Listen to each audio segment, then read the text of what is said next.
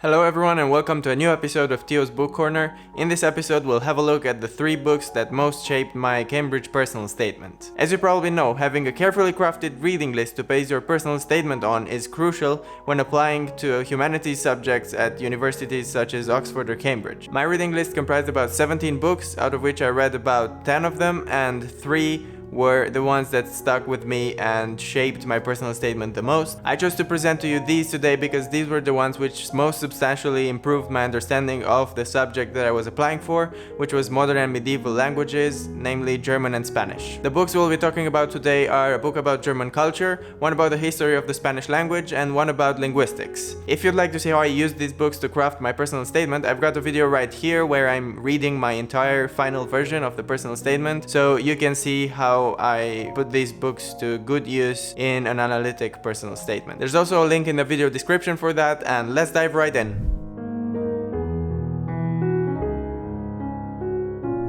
So the first book is The Cambridge Companion to Modern German Culture, edited by Eva Kolinsky and Wilfried van der Wiel. This book greatly helped me write my first paragraph of the personal statement. In case you don't know, Cambridge Companions are collections of academic essays written by experts on an extensive range of topics, ranging from individual authors and thinkers to history, to genres or entire cultural periods, such as in this case, for example. I have used Cambridge Companions to various topics throughout my studies to gain an initial understanding of the topic before diving deeper, but this was the first companion that I read from start to finish. As you can see, it's all highlighted and it's proven to be the foundation to my understanding of modern German culture, which I went on to study in great detail at Cambridge further. See, I gathered my reading list in spring 2015, about 9 months before submitting my personal statement, and this was the first book I ever read off that reading list. Well, this was also the first time when I saw how a Cambridge level academic essay should actually sound like. Since then I've been striving to improve my academic writing on this model,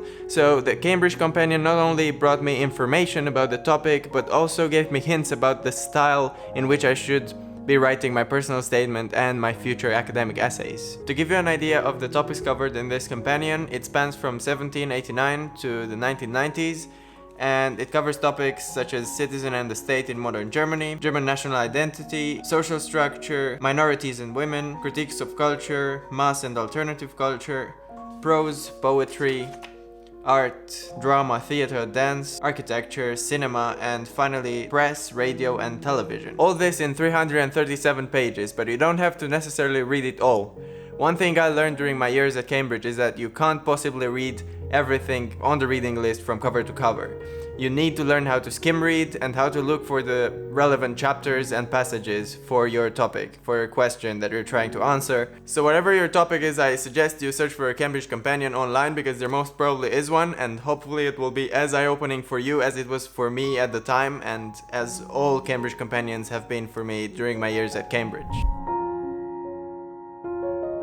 The second book that was crucial for my personal statement was The Story of Spanish by Jean-Benoît Nadeau and Julie Barlow. This is the story of how the Spanish language came to be what it is today, and it is for me as a linguist one of the most exciting books that I've ever read. Authors managed to put an entire history spanning 2 millennia into a lively narrative that grips you from cover to cover. This book really clicked with me at the time, and I read it right before going to Madrid to do my first beginner Spanish course. It made me want to learn the language even more because it showed me how rich its heritage was and how far-reaching it subsequently became. Spanish is the 3rd most spoken language in the world with 420 million speakers, and this book shows how the language came to be and sound as it does, and how it was established as a language in its own right in the first place. It was the first book which showed me that the development of language simultaneously depends on and defines politics, national identity, society, and art. It also shows how much of a human construct these all are. The history of a language is inseparable from the history of the people who speak it. And to me, this is the most exciting way to look at history, and it's all thanks to this book. It's a great read for anyone with at least a remote interest in Spanish, languages, history, or all of them combined. Every once in a while I'll stumble upon one of those books which assume you're a total beginner in a field, but then after reading them give you the impression that you're a total expert in the field. Well, David Crystal's How Language Works is just that kind of a book which gives you the knowledge as well as the enthusiasm to continue studying language and linguistics further. It is designed to be an introduction into the study of language, and it introduces you to almost every aspect of this field, from spoken and written language to sign language, to how the brain processes language, to language structure, discourse, dialects, multilingualism, as well as looking after languages and recognizing their functions and varieties and preserving them. Despite covering so many subtopics, it manages to give you a bird's eye view over the entire field without becoming overwhelming. And David Crystal's way of writing also makes it gripping from beginning to end. While you can read it in any order you like thanks to the didactic and well-organized table of contents, I couldn't personally put it down after I started reading it.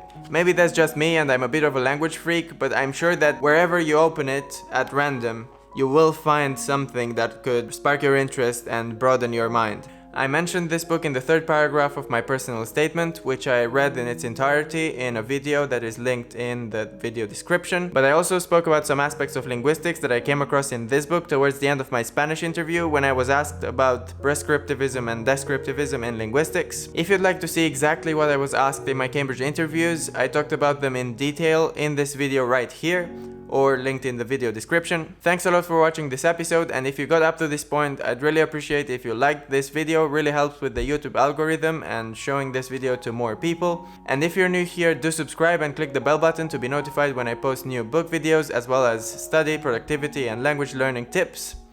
Thanks again for watching, guys, and I'll catch you in my next one. Bye bye. To give you an overview of the topics covered in this companion, it spans from 1789 to the 1990s and contains essays about a citizen and the state. I'm Theo, bye bye.